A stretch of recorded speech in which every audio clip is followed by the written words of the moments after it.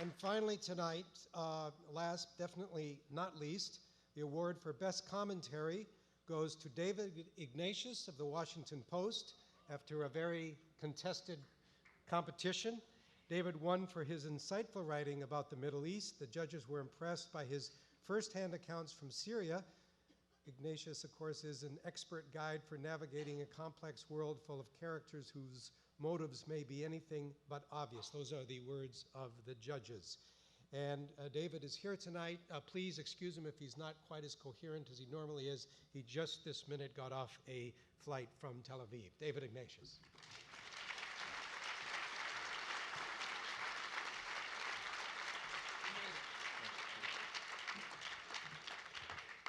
I felt a little silly on the airplane in this tuxedo, but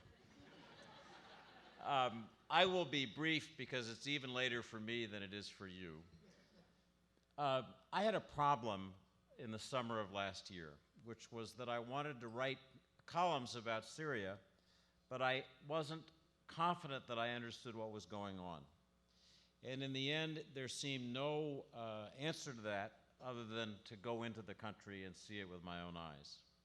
So I put together a kind of half-baked plan to embed with the Free Syrian Army and sneak across the border.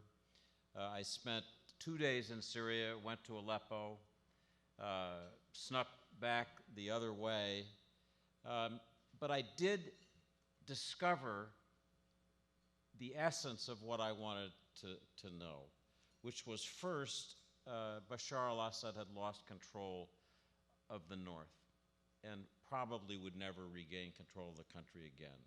Second, that the rebels, although they were fighting bravely, were incredibly disorganized and badly needed help with their command and control. And third, that the extremists, an offshoot of al-Qaeda, were getting stronger in the fight and were really the best fighters that the commanders could identify. I wish there was some other way for journalists to find out the things that matter than to take risks, but there isn't. So many of the awards tonight have gone to people who covered Syria, and I'm frankly humbled to be with them. Somebody who spent 2 days in the country when we have correspondents who are spending days and weeks there. Liz Sly of the Washington Post, my colleague, Raja Abdurrahim, who was honored earlier, the brave photographers and TV crews who really risked their lives. But I think we all know in our business that these are the stories that are worth it. These are the things that we just have to take the risks and go out and tell. I want to thank a couple of people in particular. First, my editors, Fred Hyatt and Alan Shearer, and then, like anyone from the Washington Post who wins any award, I want to thank the Graham family.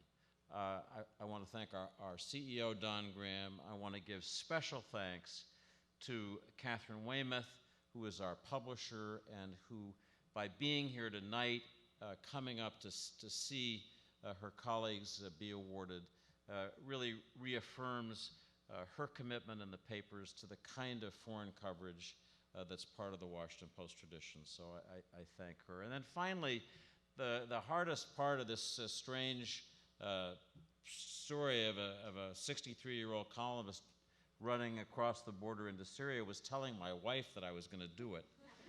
And I saved that for when we were about to leave for Dulles Airport to fly over there. Eve is here. She's been watching me do goofy things like this for 33 years. So I thank her especially, and I thank all of you.